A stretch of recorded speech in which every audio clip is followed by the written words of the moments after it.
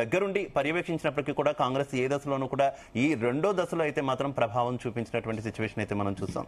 ఒకసారి మనం నల్గొండ జిల్లాకి వెళ్దాం. నల్గొండ జిల్లాలో ఉన్నటువంటి పరిస్థితికి సంబంధించి మరింత ఇన్ఫర్మేషన్ మా కరెస్పాండెంట్ జానయ్య అందిస్తారు. జానయ్య ప్లీజ్. ఉమ్మడి నల్గొండ జిల్లాలోనే ఉమ్మడి జిల్లాలో రెండో దశ పోలింగ్ అయితే ప్రశాంతంగా ముగిసింది. ఇంకా మేజర్ గ్రామ పంచాయతీలకు సంబంధించి మాత్రం ఇంకా కొనసాగుతున్న సిచ్యువేషన్ ఉంది. అయితే ఇప్పుడు జరిగినటువంటి కౌంటింగ్ ప్రక్రియకు సంబంధించి మేజర్ గా కాంగ్రెస్ ఎక్కువ స్థానాల్లో విజయం సాధిస్తూ వస్తున్న సిచ్యువేషన్ ఉంది. మరోవైపు ఏదైతే ఈ రెండో దశకు సంబంధించి మొదటి దశలోనే ఎక్కువ స్థానాల్లో కాంగ్రెస్ పార్టీ సర్పంచ్ అభ్యర్థులను గెలుపొందించుకుంది. రెండో స్థానంలో కూడా ఇప్పటి ఏదైతే ఇటు కోదాడ కావచ్చు, ఇటు మిర్యాలగూడ, నాగార్జున సాగర్, భువనగిరి ఈ 4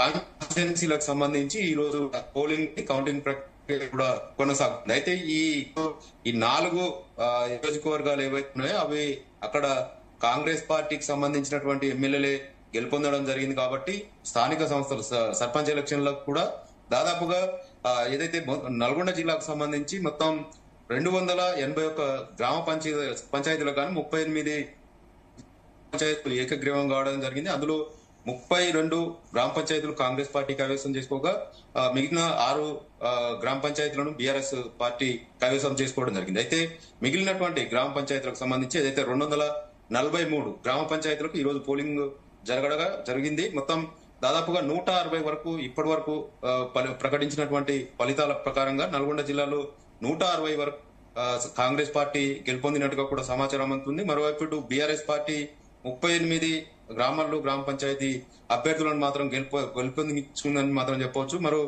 బీజేపీ పార్టీకి సంబంధించి కూడా ఏదైతే నాగార్జున సాగర్ నియోజకవర్గంలో ఒక స్థానాన్ని కైవసం చేసుకోవడం జరిగింది. కోదాడ నియోజకవర్గానికి సంబంధించి సిపిఐ పార్టీ ఒక స్థానంలో గెలుపొందడం జరిగింది. మరోవైపు యాదాద్రి భువనగిరి జిల్లాకు సంబంధించి ఇటు బీబీనగర్ కావచ్చు, భువనగిరి, పోచంపల్లి, అలాగే ఇటు రామన్నపేట, ఈ ఒలిగొండ మండలాలు మొత్తం 5 మండలాల్లో పోలింగ్ ఈ రోజు జరిగింది, రెండో విడత. దీంట్లో దాదాపుగా కాంగ్రెస్ పార్టీకి సంబంధించి మొత్తం 140 గ్రామ పంచాయతీలు ఈ రోజు పోలింగ్ జరగగా దాదాపుగా 80 గ్రామ పంచాయతీల వరకు కూడా కాంగ్రెస్ పార్టీ ఇప్పటికే కైవసం చేసుకోవడం జరిగింది. మేజర్ గ్రామ పంచాయతీ దాదాపుగా 2500, 2000 పైగా ఓట్లు నమోదైన చోట మాత్రం కౌంటింగ్ ప్రక్రియ అయితే ఇంకా కొనసాగుతుంది అని చెప్పవచ్చు.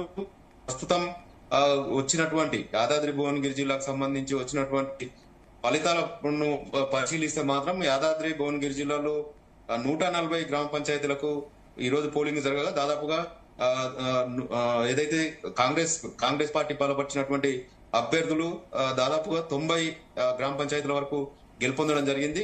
ఇటు బీఆర్ఎస్ పార్టీకి సంబంధించి 28 గ్రామ పంచాయతీల్లో బీఆర్ఎస్ పార్టీ బలపరిచిన అభ్యర్థులు గెలుపొందడం జరిగింది. ఇటు సూర్యాపేట జిల్లాకు సంబంధించి అయితే ముఖ్యంగా కోదాడ నియోజకవర్గంలో ఏదైతే ఉత్తమ్ పద్మావతి ఎమ్మెల్యేగా ఉన్న నియోజకవర్గం కోదాడ, అక్కడ 6 మండలాలకు సంబంధించి మాత్రం ఏదైతే పోలింగ్ జరుగుతున్న నేపథ్యంలో 6 మండలాల్లో కూడా కాంగ్రెస్ పార్టీ మాత్రం హవా సాగిస్తుందని చెప్పవచ్చు. ఇటు నాగార్జున సాగర్ నియోజకవర్గంలో ఇటు బీఆర్ఎస్ పార్టీకి సంబంధించి స్వల్పంగా స్థానాల్లో దక్కించుకున్నప్పటికీ ఎక్కువ స్థానాలు మాత్రం కాంగ్రెస్ పార్టీని బలపరిచినటువంటి అభ్యర్థులు గెలుపొందడం జరిగింది. ఇంకా చాలా చోట్ల కౌంటింగ్ ప్రక్రియ కొనసాగుతుంది. ఉమ్మడి నల్గొండ జిల్లాలో ఏదైతే మొత్తం 12 నియోజకవర్గం సంబంధించి ఉండగా మొత్తం 11 నియోజకవర్గాల్లో కాంగ్రెస్ పార్టీకి సంబంధించినటువంటి ఎమ్మెల్యేలే ఉండడం, ఈ ఎన్నికలకు సంబంధించి కూడా సర్పంచ్ ఎన్నికలకు సంబంధించి కూడా అందరూ ఎమ్మెల్యేలంతా కూడా సీరియస్ గా తీసుకోవడం, కొన్ని చోట్ల ఎమ్మెల్యేలు కూడా ప్రచారంలో పాల్గొనడంతో పాటు ఇటు బీఆర్ఎస్ పార్టీకి సంబంధించి అభ్యర్థులు పోటీ చేసినప్పటికీ చాలా చోట్ల బీఆర్ఎస్ సంబంధించి మాత్రం ఓడిపోతున్న సిచ్యువేషన్ కనబడుతుంది. ఇటు మరోవైపు కాంగ్రెస్ పార్టీకి సంబంధించి రెబల్స్ బెడ్ అయితే చాలా చోట్ల చాలా గ్రామాల్లో కాంగ్రెస్ పార్టీ బలపరిచినటువంటి అభ్యర్థి ఒకరుంటే మరొకరు కాంగ్రెస్ రెబల్ అభ్యర్థిగా కూడా బరిలోకి దిగిన సిచ్యువేషన్ ఉంది. ఈ నేపథ్యంలో ఇటు ముఖ్యంగా జానయ్య ఈ రెబల్స్ ఇబ్బంది ఏ నియోజకవర్గాల్లో ఎక్కువగా కనిపించినటువంటి పరిస్థితి? మనం తొలి విడత పంచాయతీ ఎన్నికల్లో కూడా రెబల్స్ కొంత ఇబ్బంది పెట్టారు కదా కాంగ్రెస్ కి. ఏ నియోజకవర్గాల్లో ఈ రెండో విడతలో ఇబ్బంది పెట్టినటువంటి సిచ్యువేషన్ ఉంది? శివ ముఖ్యంగా రెబల్స్ బెడదా అనే ఎక్కువ ప్రభావం చూపించినటువంటి నియోజకవర్గాల్లో నకిరేకల్ కావచ్చు, ఇటు తుంగతుర్తి మొదటి విడతలో ఈ నియోజకవర్గాలకు సంబంధించి మాత్రం రెబల్స్ బెడద ఎక్కువగా ఉంది. ఎందుకంటే అక్కడ ఎమ్మెల్యేలుగా ఉన్నటువంటి ఇటు నకిరేకల్ ఎమ్మెల్యే వేముల వీరేశం కావచ్చు, తుంగతుర్తి ఎమ్మెల్యే మందుల సామేల్ కావచ్చు, వీరిద్దరు కూడా బీఆర్ఎస్ పార్టీ నుంచి కాంగ్రెస్ పార్టీలో చేరిన నాయకులు కాబట్టి వారితో పాటు వచ్చిన వారికే, వారి అనుచరులకే ఈ స్థానిక సంస్థల సర్పంచ్ ఎన్నికలకు సంబంధించి పోటీ చేసేందుకు వాళ్ళనే పోటీలో నిలపడం తోటి పాత కాంగ్రెస్ గా, అంటే కాంగ్రెస్ పార్టీలో ఎప్పటి నుంచో ఉంటున్నటువంటి అధికారంలో లేకున్నా కూడా పార్టీ కోసం పనిచేసినటువంటి కాంగ్రెస్ పార్టీ నాయకులకు టికెట్లు రాకపోవడం తోటి చాలా చోట్ల కాంగ్రెస్ రెబల్ అభ్యర్థులు నిల్చోవడం జరిగింది. ముఖ్యంగా మొదటి విడతలో కట్టంగూరు మండలం నకిరేకల్ నియోజకవర్గంలో కట్టంగూరు మండలంలో దాదాపుగా 29 గ్రామ పంచాయతీలలో 29 మంది కాంగ్రెస్ రెబల్స్ అభ్యర్థులు పోటీ చేయడం జరిగింది. అందులో 8 మంది కాంగ్రెస్ రెబల్ అభ్యర్థులే గెలుపొందడం జరిగింది.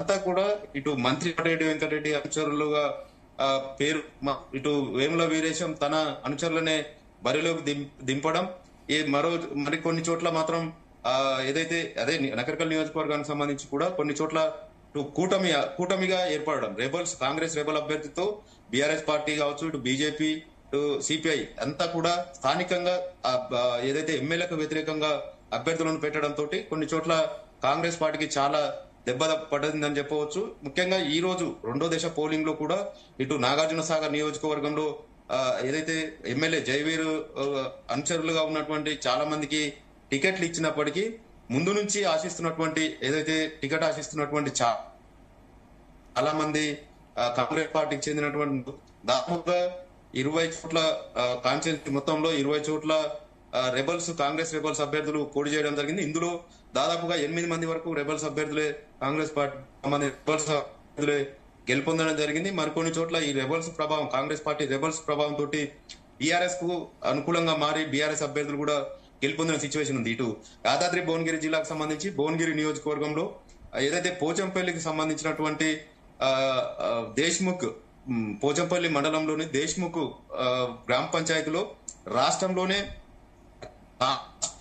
ఎలక్షన్ గా కూడా ఆ గ్రామంలో చెప్తున్న సిచ్యువేషన్ ఉంది. ఎందుకంటే అక్కడ నలుగురు సర్పంచ్ అభ్యర్థులు పోటీ చేయడం జరిగింది. ఒక్కొక్క ఓటర్ కి ఒక అభ్యర్థి 15,000 ఇస్తే మరో అభ్యర్థి 12,000, ఇంకో అభ్యర్థి 8,000, ఇంకో అభ్యర్థి 5,000 ఇవ్వడం జరిగింది. అయితే అతి తక్కువ 5,000 ఇచ్చినటువంటి అభ్యర్థి ఈ రోజు బీఆర్ఎస్ పార్టీకి సంబంధించి బలపరిచిన అభ్యర్థి దుర్గం యాదవ్ కూడా గెలుపొందడం జరిగింది. ఈ సిచ్యువేషన్ ఒక్కొక్క ఓటర్ కి ఆ గ్రామంలో దేశ్ముఖ్ గ్రామంలో ఒక్కొక్క ఓటర్ కి ఈ సర్పంచ్ ఎన్నికల సందర్భంగా దాదాపుగా 55,000 రూపాయలు కూడా ముట్టినట్టుగా కూడా తెలుస్తుంది. ఎందుకంటే నలుగురు అభ్యర్థులు భారీ మొత్తంలో ఓటర్లకు చెల్లించడం, మరోవైపు వార్డు సభ్యులుగా పోటీ చేసిన అభ్యర్థులు కూడా 4 నుంచి 8,000 వరకు కూడా ఓటర్లకు ముట్టజెప్పడం తోటి తమ వైపు ఎక్కువ స్థాయిలో ఖర్చు పెట్టినటువంటి అభ్యర్థులే గెలుపొందడం తోటి ఆ దేశ్ముఖ్ లో కొంత రికార్డ్ అని చెప్పుకోవచ్చు. ఎందుకంటే అంత కాస్ట్లీ దాదాపుగా కోట్ల రూపాయలు ఈ పంచాయతీ ఎన్నికలకే ఖర్చు చేశారనే దానిపైన కూడా కొంత రాష్ట్ర వ్యాప్తంగా కూడా చర్చ సాగుతుందని మాత్రం చెప్పవచ్చు. మరోవైపు ఇటు మిర్యాలగూడ నియోజకవర్గానికి సంబంధించి స్థానిక ఎమ్మెల్యేగా ఉన్నటువంటి ఏదైతే లక్ష్మారెడ్డికి సంబంధించినటువంటి ఆయన అనుచరులు కావచ్చు, ఇటు దామరచెర్ల మండలం, ముఖ్యంగా దామరచెర్ల మండలంలో ఇటు ఎమ్మెల్సీగా ఉన్నటువంటి శంకర్ నాయక్ సంబంధించిన ముఖ్యంగా ఎక్కువగా ఆయనకు సంబంధించినటువంటి అనుచరులకే సర్పంచ్ దీంతో బిఎల్ఆర్ కు ఆయనకు మధ్య ఉన్నటువంటి వర్గ విభేదంతో బిఎల్ఆర్ కు సంబంధించినటువంటి వర్గం అంతా కూడా అటు బీఆర్ఎస్ పార్టీకే సపోర్ట్ చేయడం తోటి కొన్ని చోట్ల బీఆర్ఎస్ పార్టీ సంబంధించినటువంటి బలపరిచినటువంటి సర్పంచ్ అభ్యర్థులు గెలుపొందినట్టుగా కూడా తెలుస్తుంది.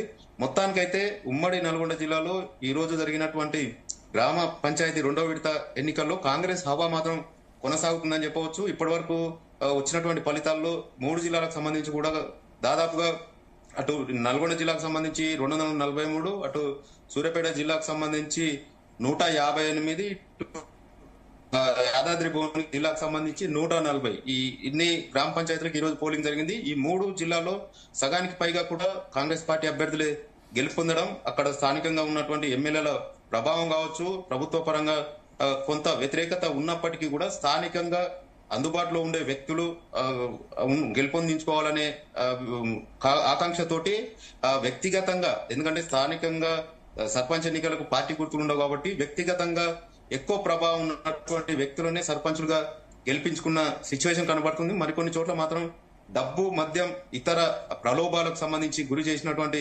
సమయంలో అవి కూడా పనిచేసాయని చెప్పవచ్చు.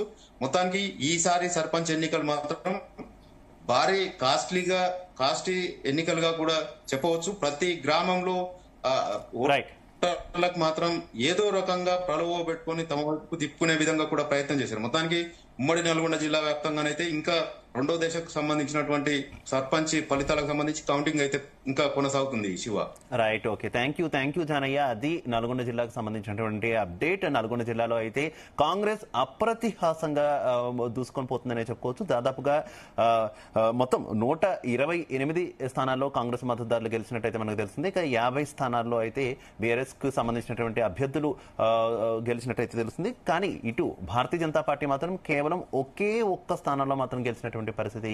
ఇక ఇండిపెండెంట్లు కూడా అన్ని జిల్లాలతో పోలిస్తే చాలా తక్కువ స్థాయిలోనే నల్గొండ జిల్లాలో గెలిచారు. కేవలం 20 మంది మాత్రమే ఇండిపెండెంట్లు అయితే అక్కడ గెలిచినట్టయితే మనకు తెలుస్తుంది. ఇంకా పూర్తి స్థాయి మరికొన్ని పంచాయతీలకు సంబంధించినటువంటి రిజల్ట్ అయితే మనకు రావాల్సిన పరిస్థితి ఉంది. దాంట్లో కూడా దాదాపుగా కాంగ్రెస్ పార్టీ దూసుకుపోయే ఛాన్స్ ఉందంటూ కూడా విశ్లేషణలు అయితే వినిపిస్తున్నటువంటి పరిస్థితి మనం చూస్తున్నాం. ఒకసారి ఓవరాల్ గా మళ్ళీ ఒకసారి మనం చూస్తే ఈ రెండో విడత పంచాయతీ పోరుకు సంబంధించి కాంగ్రెస్ ఇప్పటి వరకు కూడా 1831 మంది గెలిచినటువంటి పరిస్థితి కాంగ్రెస్ మద్దతుదారులు. అటు బీఆర్ఎస్ మాత్రం కేవలం 989 మంది మాత్రమే గెలిచిన సిచ్యువేషన్ అయితే మనం చూస్తున్నాం. ఇక భారతీయ జనతా పార్టీ మరోసారి డబుల్ డిజిట్ అయితే దాటింది. 207 మంది భారతీయ జనతా పార్టీకి సంబంధించినటువంటి మద్దతుదారులు అయితే గెలుస్తున్నటువంటి సిచ్యువేషన్ చూస్తున్నాం. ఇక ఇతరులు అంటే ఇండిపెండెంట్లు మాత్రం 529 మంది అభ్యర్థులు మాత్రమే దూసుకొని పోతున్నటువంటి పరిస్థితి. ఇప్పుడు 530 కూడా ఆ ఫిగర్ అయితే పెరిగినటువంటి సిచ్యువేషన్ చూస్తున్నాం ఇండిపెండెంట్ల విషయంలో. ఓవరాల్ గా రెండో విడతలో 4332 గ్రామ పంచాయతీలకు సంబంధించి ఎన్నిక జరుగుతుంది. ఇందులో మేజర్ పంచాయతీలే మనకి ఎక్కువగా ఉన్నటువంటి పరిస్థితి అయితే చూస్తున్నాం. ఇందులో ఇప్పటి వరకు మాత్రం 3571 స్థానాలకు సంబంధించినటువంటి ఫలితాలు అయితే వచ్చింది. మరిన్ని పంచాయతీలకు సంబంధించినటువంటి ఫలితాలు కూడా మరి కాసేపట్లో వచ్చేటటువంటి అవకాశం కనిపిస్తుంది.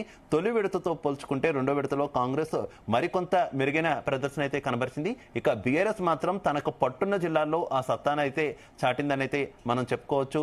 ఇక ఆదిలాబాద్, అలాగే ఖమ్మం, ముఖ్యంగా ఖమ్మం, భద్రాద్రి కొత్తగూడెం ఇలాంటి జిల్లాల్లో కూడా బీఆర్ఎస్ కొంత పట్టునైతే నిలుపుకున్నటువంటి సిచ్యువేషన్ అయితే చూస్తున్నాం. దీంతో అటు బీఆర్ఎస్ శ్రేణులు కూడా కొంత హర్షమైతే వ్యక్తం చేస్తున్నటువంటి పరిస్థితి. చాలా చోట్ల ప్రభుత్వానికి అధికార పార్టీ